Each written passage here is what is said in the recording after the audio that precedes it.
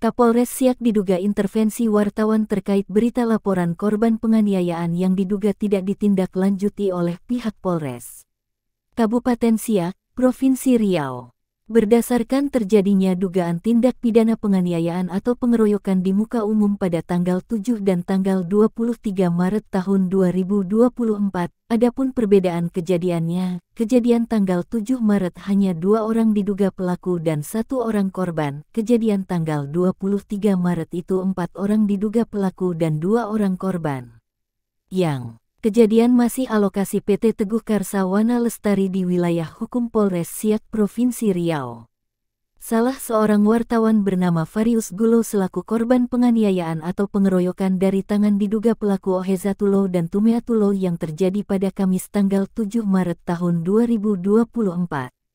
Atas kejadian tersebut, Varius Gulo melaporkan kejadian ke Polres Siak pada hari Jumat tanggal 8 Maret tahun 2024. Dengan nomor STPL 173-2024 SPKT Polres Siak Polda Riau. Kemudian pada Sabtu tanggal 23 Maret tahun 2024, Varius Hulu alias Tinus selaku korban dugaan tindak pidana penganiayaan atau pengeroyokan dan melaporkan ke Polres Siak dengan nomor STPL 21 IIRES 1.6. 2024 SPKT POLRESSIA KPOLDA Riau, dan si Boy alias Boy selaku korban dugaan tindak pidana penganiayaan atau pengeroyokan yang terjadi pada Sabtu tanggal 23 Maret tahun 2024 dan melaporkan ke Polres Siak dan pada tanggal 2 April tahun 2024 dengan nomor STPL 27 IVRES 1/6/2024 SPKT POLRESSIA KPOLDA Riau. Yang kejadian pada tanggal 7 Maret terlapor di tanggal 8 Maret tahun 2024 diduga pelaku yaitu Tumeatulo dan Ohezatulo. Sedangkan kejadian pada tanggal 23 Maret tahun 2024 terlapor diduga pelaku adalah Tumeatulo, Ohezatulo, Kamaludin, Edison. Jelas sekali pelaku di kejadian tahap pertama atau yang sudah terlapor sebelumnya pada tanggal 8 Maret. Kemudian kedua kejadian ini sama-sama sudah ditanggapi oleh selaku awak media online melalui pernyataan oleh beberapa narasumber dan pihak korban dan yang disertai bukti seperti foto, video dan foto bukti surat laporan mereka ke Polres Siak. Heran saja dengan Kapolres Siak AKBP Sujarwadi SIKMSI yang diduga sengaja intervensi Atia selaku Kaperwil Media Kabar Investigasi.id melalui chat WhatsApp pada Senin tanggal 8 April tahun 2024 sekira pukul 11 WIB. Di mana chat WhatsApp tersebut adalah, kira-kira berita ini ada yang salah nggak Pak Atia selaku yang membuat berita ini? Foto dan isi berita tidak nyambung dan seolah-olah menggiring opini publik. Korban mengalami luka serius, tulisnya Kapolres Siak AKBP Asep SIKMSI. Ditanggapi oleh Atia, menurut Bapak di mana kira-kira yang salah? Itu berdasarkan pernyataan yang kami terima dari sumber, kan sudah ada keterangan dalam foto yang disertakan itu bahwa setelah ada korban dan korban lagi bahkan masih keliaran terduga pelaku walaupun sudah sekian lama laporan dari korban pertama. Izin bertanya Pak Komandan, mengapa begitu lama tanpa ditahan terduga pelaku? Mungkin saja kalau sudah ditahan tidak akan ada yang korban di tahap kedua tersebut, yang kita khawatir bila mana sampai ada kejadian tahap berikutnya. Kapolres Siak, hasil visum sudah jelas tidak ada bekas luka serius atau meninggalkan luka yang menyebabkan terganggu aktivitas sehari-hari. Bisa kirim ke saya buktinya, dan Atia menanggapi, selain sudah sejak awal saya kirim ke Pak Komandan dan maaf sudah sempat kami teruskan kepada pimpinan kami agar kami tunggu keputusan dari beliau. Sambungnya Atia, terkait visum inilah Pak Komandan yang membuat timbul dugaan terhadap korban dan para saksi melihat selain tukang urutnya, dan berdasarkan bukti yang kami terima. Kapolres Siak, nggak boleh dalam hal penegakan hukum berdasarkan dugaan, isi narasi dan foto yang dipublik, itu menggiring opini publik dan merugikan institusi Polri karena fakta di lapangan tidak begitu. Atia, Baik Pak Komandan, kita melalui prosedur hukum saja agar ada titik terangnya, dan harapan kami dan tim bersama pimpinan ataupun advokasi dari media kami semoga cepat ada titik terang terkait kasus ini hingga keadilan yang seadil-adilnya. Kapolres Siak, oke, saya akan komplain ke alamat itu, Ponsel Media Kabar Investigasi, kalau tidak ditanggapi akan ke Dewan Pers. Baik Pak Komandan. Untuk nomor kontak Dewan Pers bila mana diperlukan, ini saya berikan, jelas Atia. Kapolres Siak, saya kan tidak pernah melarang teman-teman media membuat berita online yang penting sesuai fakta dan bersumber dari sumber yang jelas, tidak merugikan institusi lain apalagi Polres atau Humas Polres belum mengeluarkan pers release. Makanya saya komplain dengan reporternya, bukan sama sumbernya. Pak Atia tahu nggak foto yang dijadikan berita itu kasus apa? Atia, tentunya sudah dapat dibaca melalui tulisan saya dan selain itu kami pun dari media seperti saya juga punya hak tolak, maaf, atau bagaimana menurut Pak Komandan? Dan hanya saya berharap kepada Pak Komandan agar ditinjau ulang terkait laporan tersebut dan sebagaimana yang termuat dalam rilis berita media kami, bahkan saya tambahkan masih banyak yang belum saya muat. Tujuan penyampaian ini tidak lebih selain bila mana dapat kerjasamanya agar permasalahan ini dapat menyelesaikan ataupun secara keadilan yang seadil-adilnya. Kapolres Siak, kalau salah berita gimana? Nggak sesuai fakta antara foto dan isi berita, salah siapa? Atia, hak koreksi itu adalah hak setiap orang Pak Komandan untuk mengoreksi atau membetulkan kekeliruan informasi yang diberitakan. Namun dari atas melalui komunikasi kita ini lebih kurangnya sudah saya jelaskan dan lain daripada itu kan sudah saya sampaikan juga dari atas agar diproses saja sesuai prosedur dan hukum yang berlaku hingga ada titik terang atau keadilan yang seadil-adilnya. Kapolres Siak, dengan fakta sebenarnya kalau dilaksanakan investigasi oleh tim media kabar investigasi pasti Pak Atia akan dalam posisi yang salah karena memang fakta di lapangan berbeda jauh dengan foto yang dipublish, karena Pak Atia tidak mau dikoreksi dan sudah merasa benar, ya saya ambil jalan hukum saja yang dirugikan di sini adalah nama baik Polres. Terkait soal investigasi yang dimaksud Pak Kapolres Siak, sebenarnya tidak sekedar investigasi bahkan dikawal kasus ini sejak awal oleh beberapa tim awak media bahkan di antara yang korban penganiayaan itu bernama Farius Gulo, itu saja selaku rekan media kabar investigasi.id dan sudah berulang kali ke Polres Siak bersama tim awak media terkait hal kasus ini. Sambungnya Pak Kapolres Siak, yang saya tanya itu foto siapa, benarkah itu foto korban yang diberitakan? Kalau saya berdasarkan penyelidikan Satreskrim yang ikut datang ke TKP. Atia masih menanggapi sambil bertanya balik, menurut Pak Komandan foto itu siapa? Bedakah dari kejelasan saya atau bagaimana bahwa itu foto korban berikut setelah kejadian terhadap pelapor pertama? Dan balas Kapolres Siak, coba lihat baik-baik foto korban di puskesmas ini, sambil mengirim foto Farius Gulo selaku korban pertama, ini kan dua orang yang berbeda. Atia, kami pun tahu kalau berbeda orangnya tapi itu kan masih yang korban juga dan yang diduga pelaku itu siapa, masih yang terlapor pada korban pertama atau bukan, dan yang terlapor pada kejadian korban tahap kedua. Kalau boleh tahu berapa orang ya Pak Komandan dan apa sudah tertangani semua atau masih satu orang? Kapolres Siak, kalau sudah tahu itu berbeda orang kenapa dinaikkan juga, itu namanya kesengajaan membuat fitnah. Kalau mau tanya perihal kasus itu, sebagai wartawan yang baik, datang ke Polres, tanya ke bagian Satreskrim bagaimana perkembangan kasus itu. Nanti akan dijelaskan duduk perkaranya baru dinaikkan berita ke online. Atia, sesuai apa yang kami terima dari sumber dan disertai bukti, itu yang kami tulis dan kejelasan tersebut bahkan Farius Gulo selaku korban atau pelapor pertama, ia ikut pada saat penangkapan terkait laporan korban pada tahap berikut itu, yang mana itu foto yang dimaksud Pak Komandan. Akan itu mohon maaf kami pun tidak berterima dengan tudingan Pak Komandan terhadap kami terkait pernyataan Pak Komandan yang dimaksud kami menyebabkan unsur kesengajaan.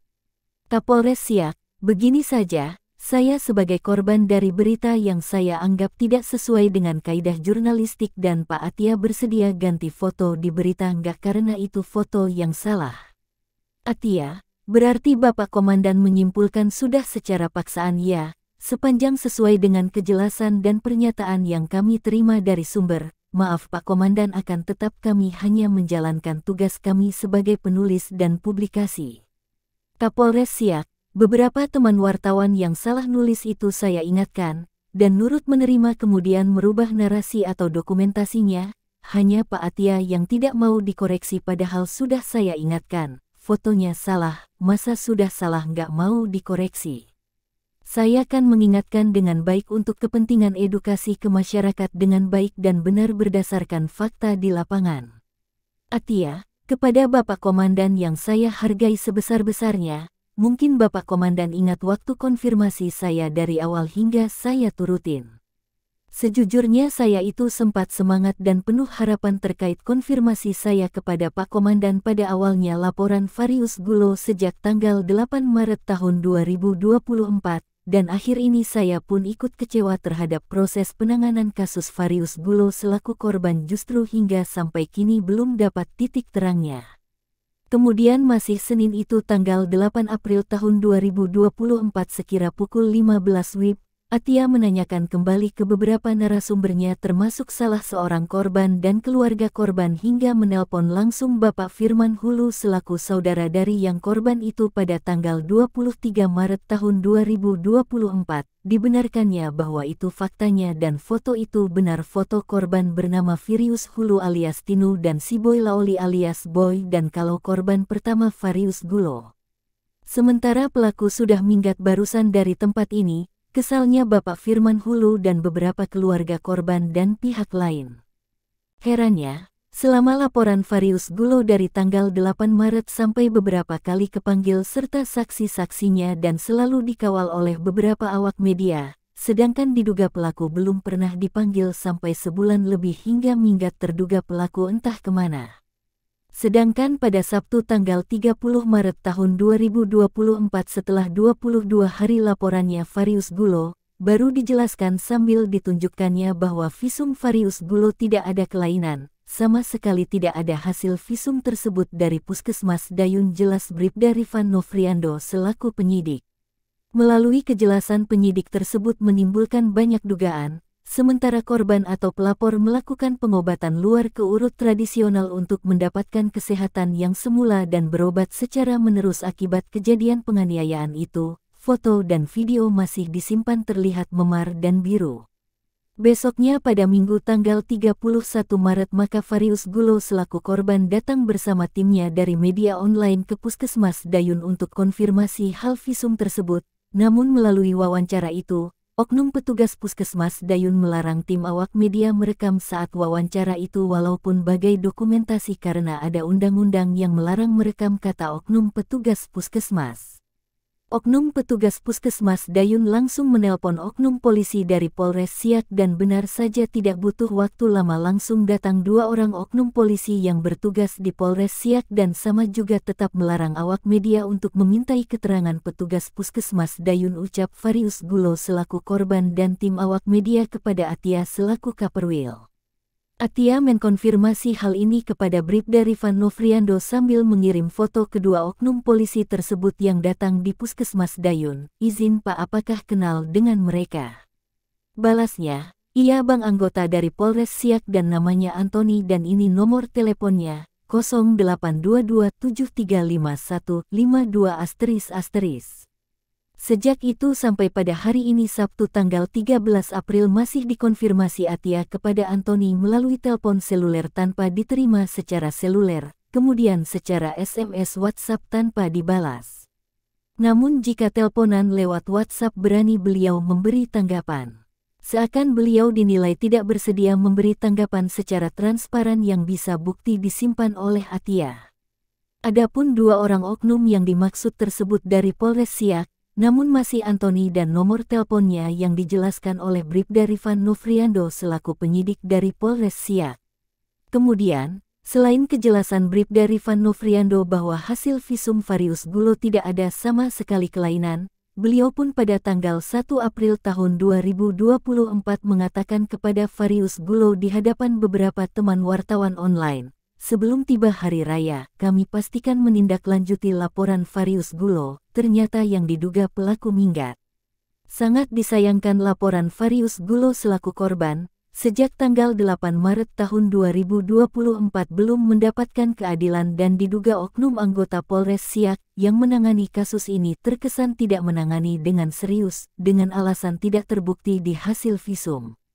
Harus diketahui akibat dari terjadinya penganiayaan atau pengeroyokan Varius Gulo, korban jatuh sakit, berobat terus-menerus ke klinik, bahkan pergi ke tukang urut tradisional, padahal sangat jelas terlihat di foto maupun di video yang telah disimpan oleh Varius Gulo, adanya beberapa bekas pemukulan, ada di bagian leher belakang, punggungnya memar dan biru, tegas Atia.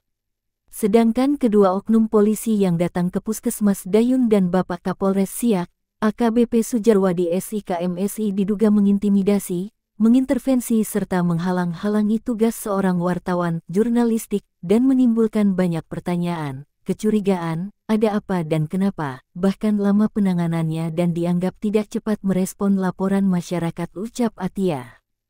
Kebebasan pers di Indonesia dijamin oleh Undang-Undang Pers Nomor 40 Tahun 1999. Mestinya beberapa oknum pihak petugas Puskesmas Dayun dan 2 orang oknum polisi Polres Siak itu memahami bahwa kemerdekaan pers itu bagian dari demokrasi yang harus ditegakkan. Jika kemerdekaan pers dikekang sama saja membunuh demokrasi. Sebagaimana diatur dalam Pasal 33 Undang-Undang Nomor 14 Tahun 2008 tentang Keterbukaan Informasi Publik. Oleh karena itu, jika tidak merasa tanpa ada yang ditutup-tutupi, mengapa melarang wartawan merekam untuk dokumentasi? Dan pada Undang-Undang Nomor 40 Tahun 1999 tentang Pers, Pasal 18 Ayat 1 tertulis, setiap orang yang secara melawan hukum dengan sengaja melakukan tindakan yang berakibat menghambat atau menghalangi pelaksanaan ketentuan Pasal 4 Ayat 2 dan Ayat 3 dengan pidana penjara paling lama 2 tahun atau denda paling banyak 500 juta rupiah. Sedangkan Pasal 4 berbunyi, kemerdekaan pers dijamin sebagai hak asasi warga negara. Terhadap pers nasional tidak dikenakan penyensoran, pemberedelan atau pelanggaran penyiaran. Untuk menjamin kemerdekaan pers, pers nasional mempunyai hak mencari, memperoleh, dan menyebarluaskan gagasan dan informasi, dan dalam mempertanggungjawabkan pemberitaan di depan hukum, wartawan mempunyai hak tolak.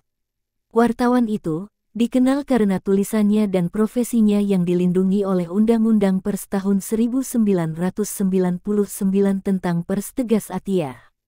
Pihak korban dan keluarganya dengan harapan yang dalam berharap semoga secepatnya mendapatkan keadilan terhadap korban dan semoga isu berita dari kejadian ini sampai kepada Bapak Kapolda Provinsi Riau Irjen Muhammad Iqbal dan Bapak Kapolri Jenderal Polisi Listio Sigit Prabowo, serta memberikan sanksi kepada oknum-oknum anggota kepolisian, khususnya oknum-oknum anggota kepolisian Polres Siak yang menangani kasus ini dan di mana diduga sengaja melakukan intimidasi, intervensi, menghalang-halangi tugas wartawan atau jurnalistik serta kemerdekaan pers dikekang dan terkesan seakan membiarkan begitu saja kasus ini tanpa ada kepastian hukum hingga hari ini Sabtu tanggal 13 April tahun 2024. Tim Red